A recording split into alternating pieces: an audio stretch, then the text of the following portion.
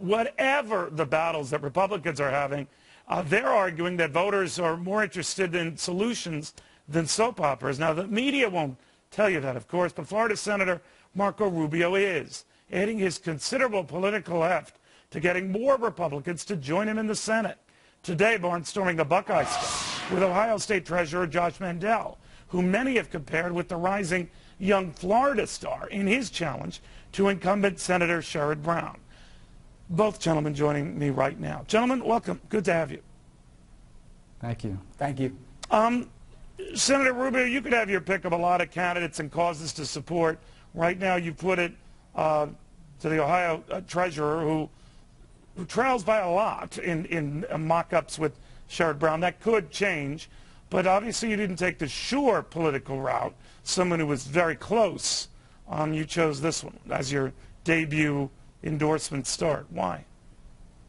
Well, first of all, my race, I started out 30 to 40 points behind, so he's actually, if you compare him to me, he's actually in the lead, I guess, in terms of that. But just in terms of this profile, first of all, he's accomplished. I mean, this is someone with a wealth of life experience, even before getting to this stage in his career. He's younger than I am, yet he served, I think, 2 tours overseas on behalf of our country and our military. He's come back here to the state where he served in the legislature. Now, of course, he's the treasurer of the state. He's been very successful in that regard. And we need more people like that in the United States Senate. Clearly, Ohio's a critically important state in our country.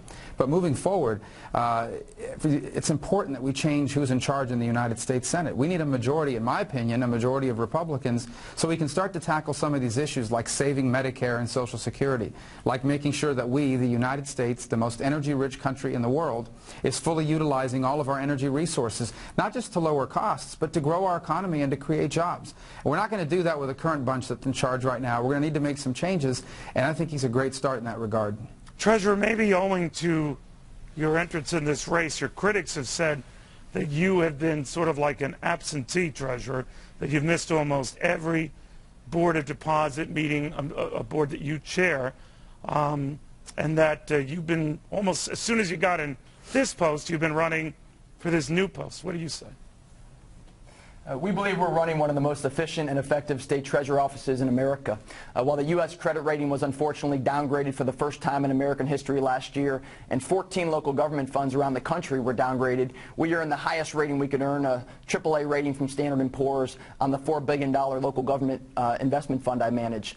Fitch then issued for us the highest rating they issue on our short-term general obligation bonds. Our liquidity portfolio is up $1.4 billion, and we've done all of that while cutting the budget in our office over $1 million. The attitude and the approach we've taken in our office is that if families and small businesses throughout Ohio and America are going to tighten their belts, we're going to do the same thing in state government. And frankly, I believe we need more people like Marco Rubio in Washington who have that same approach to the federal government. All right, so what you seem to be telling me is whether you miss meetings or not, Ohio's doing just fine. Is that the gist of it? We believe in the Treasurer's office here, we're setting the example for the entire country. We're setting the example of how a fiscal office should be run. In addition to that, we've put in place one of the most effective and professional staffs that any Treasurer's office has in this country. We also are instituting a heightened sense of discipline. I'm a Marine Corps veteran, did 2 tours in Iraq, and discipline and attention to detail is very important to me, and we're instituting a higher level of both of those characteristics in our Treasurer's office. You know, the attention to detail might in fact be the case with Senator Rubio, and I'll certainly raise this with the treasurer. The rap against him is that maybe running for this office, and this is something that happens along the way, you try not to offer too many details. For example, on the recent contraception debate, the treasurer said that American citizens have the right to purchase birth control if they choose, but he also said, I think the Catholic Church has the right to follow its doctrines and its teachings. What do you think of that position, Senator Rubio? Well, that's exactly the argument most people are making, I thought, in Washington on our side of the aisle. This is not about contraception. No one's talking about banning contraceptions. No one's talking about outlawing them. No one's even saying the Catholic Church can't choose to pay for it if the Catholic Church wants to pay for it. This is not even about contraception. This is about the Constitution of the United States, which as one of its fundamental tenets protects religious expression and religious liberties. The Catholic Church teaches its followers not to use contraception. Does that mean it has the right to prohibit its followers from using it? Of course not. But does that mean the federal government should have the power to force the Catholic Church to pay for something that the Catholic Church teaches against?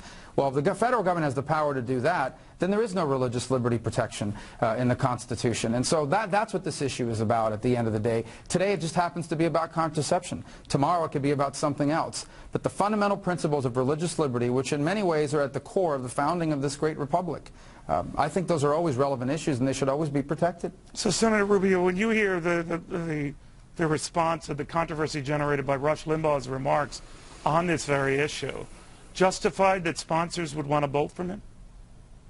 In America, you don't have to sponsor any radio program. Those people can make that decision. They could have made it before he made those comments. What I can't overlook, however, at the end of the day, this issue, forget about radio hosts, forget about stuff that people are saying on the air for a second.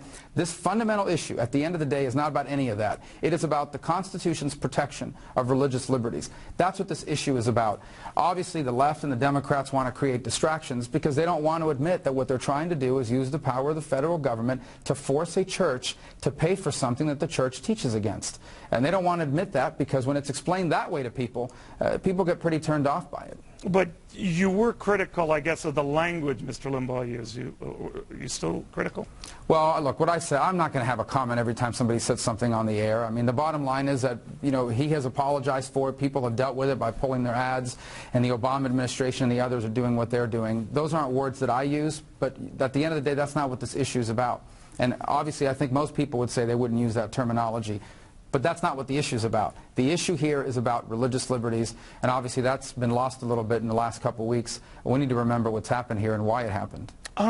Treasurer, you know, you've probably seen and you've experienced in Ohio firsthand these rising gas prices, and now it is hitting the president's his popularity, all these other issues notwithstanding. Do you think that out of the blue, that is the issue that could define this election, maybe even your election, not jobs, jobs, jobs, but it could come down to something simple as gas, gas, gas? Well, here in Ohio, those gas prices fall under the umbrella of jobs and the economy. Since my opponent, Sherrod Brown, has taken office in the Senate, gas prices in Ohio and America have risen approximately 65%. This is one of the main areas of differential between Sherrod Brown and me. I believe in a responsible way that protects the air we breathe and the water we drink. We should be exploring for natural resources here in the United States of America, here in the Utica Shale and the Marcellus Shale, right here in the state of Ohio. Our opponent has sided with the federal government, blocking the exploration of natural resources here in the state of Ohio. Last week he voted against the Keystone Pipeline, and this is going to become a defining issue in this campaign. It's one of those issues that are attracting a lot of Democrats to our campaign as well. Democrats, Republicans, and independents understand overwhelmingly that the natural resources we have underground America are assets, not liabilities. And in a responsible way that maximizes these assets, we need to be exploring for all the oil and gas we can. On top of that, Neil, I can tell you, as a Marine Corps veteran who did a couple tours in Iraq, this is a national security issue. We should not be sourcing energy from places like Saudi Arabia and Iran that calls for the destruction of our country, the destruction of our way of life, when we have natural resources right here in the heartland in Ohio, in Florida, and throughout the country. Treasurer, you mentioned your service, and commendable at that, to this country.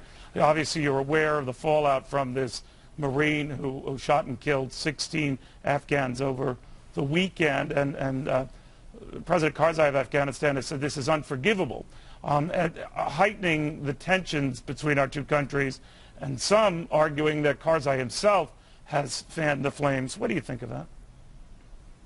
Neil, my second tour in Iraq was in a town called Haditha. You might recall earlier on in the Iraq War, there was something that was classified by politicians in the media as the quote-unquote Haditha massacre, where the media and some politicians in Washington publicly prosecuted these Marines, wrongly I should say, because now most of those Marines have been found not to do anything wrong. They were doing their job as United States Marines. And so I think it's important, let's not pass quick judgment. Let's allow the United States military to conduct their investigation and make a decision. And if this Army Staff Sergeant did in fact do something egregiously wrong, then he should be prosecuted to the fullest extent of the law. Gotcha. But frankly, I'm sick and tired of the media and politicians in Washington publicly prosecuting our soldiers, sailors, airmen, and Marines. I believe the men and women carrying a weapon overseas, wearing the uniform of our country, should receive the benefit of the doubt. Still, Senator Rubio, if I could wrap this up with you then, your thoughts on this. Yeah. Do you think that President Karzai has made the situation worse by going so far as to call American reaction and behavior here unforgivable? Well, look, again, and I think Josh makes a good point about waiting till all the facts come in, but certainly what we've read in media accounts is very disturbing, and I have confidence in American military justice and the fact that these issues, and in fact they are, as they're being reported, they're going to be dealt with. Look, Karzai has always been a difficult ally because the circumstances in Afghanistan has always been very difficult. That is a difficult engagement to be involved in. And there are a lot of pitfalls along the way, not the least of which is, you know, can the Afghan people ever create a functional government for themselves so the United States engagement can be lessened? We hope that that will be the case. And it's not going to be easy, and it's a real challenge, but there are real strategic interests there for the United States. We can't forget those either. And I think what we need to remember now is that there's a greater goal here in mind, and we hope to accomplish that and ultimately have Afghanistan have its own security forces, a functional government, one that succeeds after Karzai's out of office in a couple of years. Gentlemen, thank you both very, very much. We appreciate it.